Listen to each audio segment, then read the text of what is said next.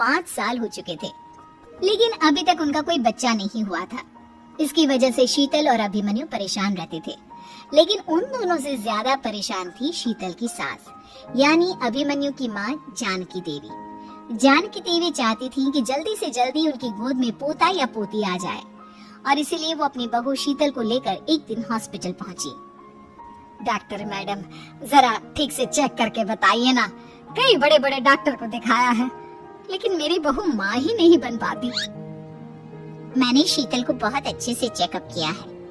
देखिए, बात यह है कि शीतल के अंदर माँ बनने की कैपेसिटी नहीं है। ये आप क्या कह रही हैं डॉक्टर साहब?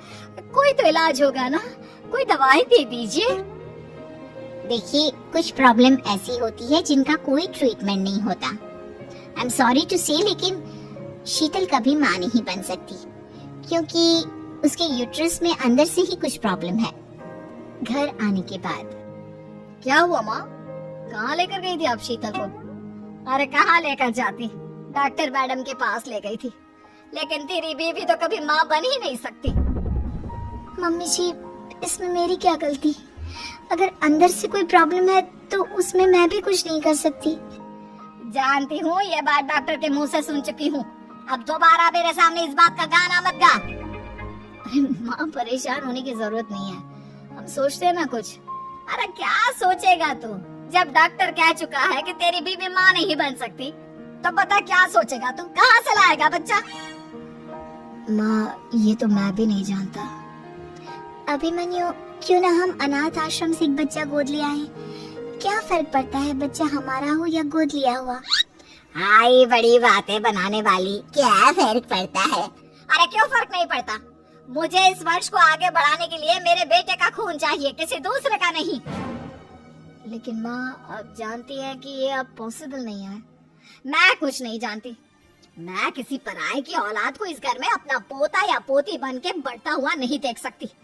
मेरा वंश मेरे बेटे के खून से ही आगे बढ़ेगा। लेकिन मम्मी जी, ऐसा कैसे हो पाएगा?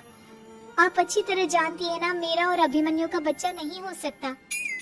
तो मैं अपने बेटे की दूसरी शादी करवाऊंगी, और अपनी दूसरी बीवी से ये मुझे बच्चा पैदा करके देगा। ये आप क्या कह रही हैं माँ? मैं किसी और से शादी नहीं करने वाला। मेरे रहते हुए आप अभिमन्यु की शादी किसी और से करवाएंगी? मम्मी जी, आप ऐसा कैसे कर सकती हैं? तो बस देखती जा बहू, मैं ऐसा कैसे कर सकती हूँ।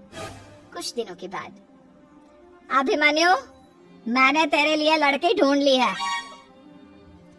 माँ, मैं आपको कितनी बार समझाऊं, मुझे किसी से शादी नहीं करनी है। पहले मेरी बात सुन। ये जो चमेली है ना, हमारे घर में काम करने आती है, वो तुझसे शादी करने के लिए तैयार है। मम्मी जी, आप अभिमन्यु की शादी एक नौकरानी के साथ करवाएंगी? वो इसलिए क्योंकि चमेली दिखने में बहुत खूबसूरत है, बच्चा भी सुंदर ही होगा।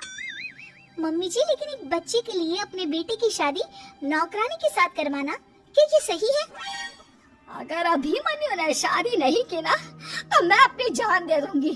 अब देख लो, अगर तुम्हें अपनी माँ की जान प्यारी है तो तुम्हें इस नौकरानी के साथ शादी करनी ही होगी।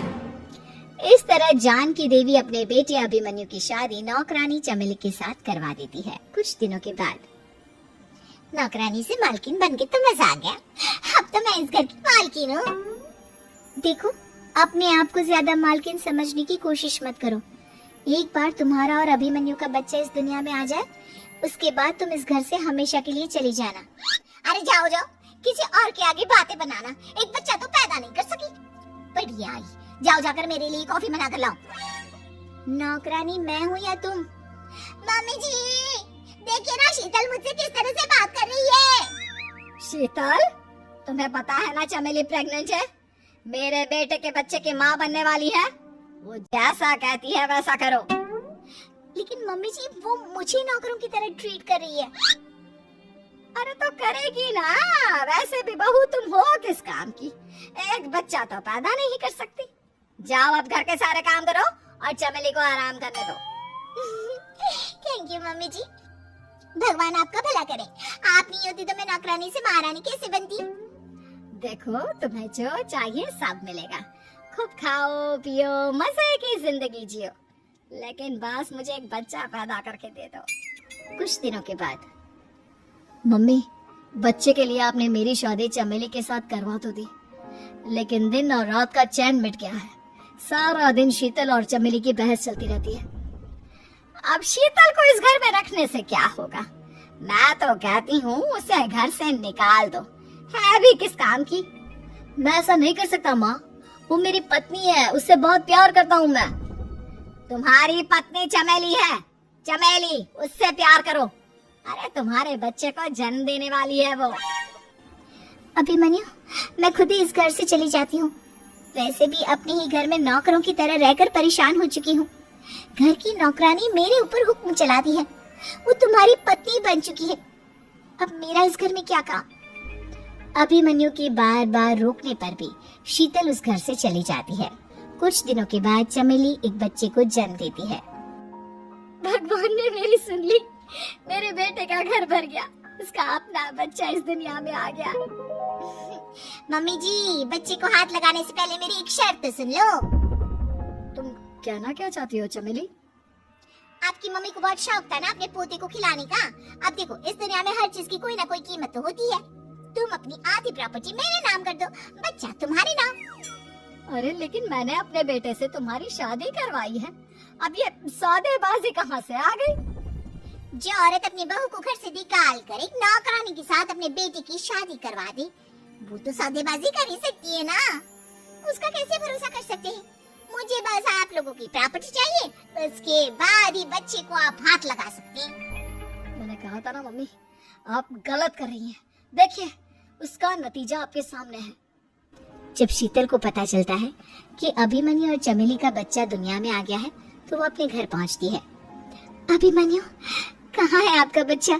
क्या मैं उसे देख सकती हूँ? कुछ भी मत पूछो शीतल, माँ की हुई एक गलती हम लोगों पर भारी पड़ रही है। वो नौकरानी अपनी औकात पर आ गई है और अब हमसे अपनी आधी प्रॉपर्टी मांग रही है, वो भी बच्चे के बदले में।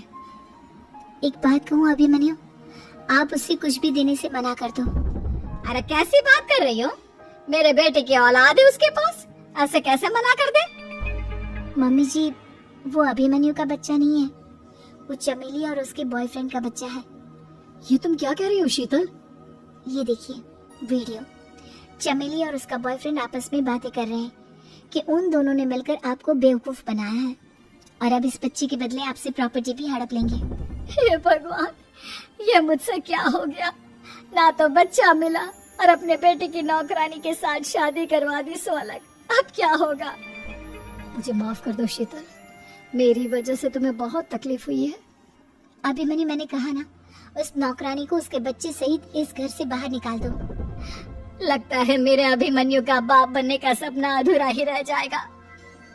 अभिमन्यु, अपनी मम्मी से कहो कि परेशान ना हो। आपको याद है एक बार हम एक IVF सेंटर गए थे, मैंने फिर से वहां जाकर बात की थी और आपको पता है इस बार मैं प्रेग्नेंट हूँ, क्योंकि हमने वहां पर प्रोसीजर करवाया था जिसकी वजह से मैं प्रेग्नेंट हो गई थी। और इस बात का पता मुझे बस कुछ महीने पहले ही लगा है। हमारा बच्चा इस दुनिया में आने वाला है अभिमन्यु। मुझे माफ कर दो शीतल बहू, मुझसे बहुत बड़ी गलती हो गई। कोई बात नहीं माँ, लेकिन अब हमें उस धोखेबाज नौकरानी को इस घर से बाहर निकालना है और इस घर की मालकिन को वापस घर लाना है, वो भी अपने बच्चे के साथ।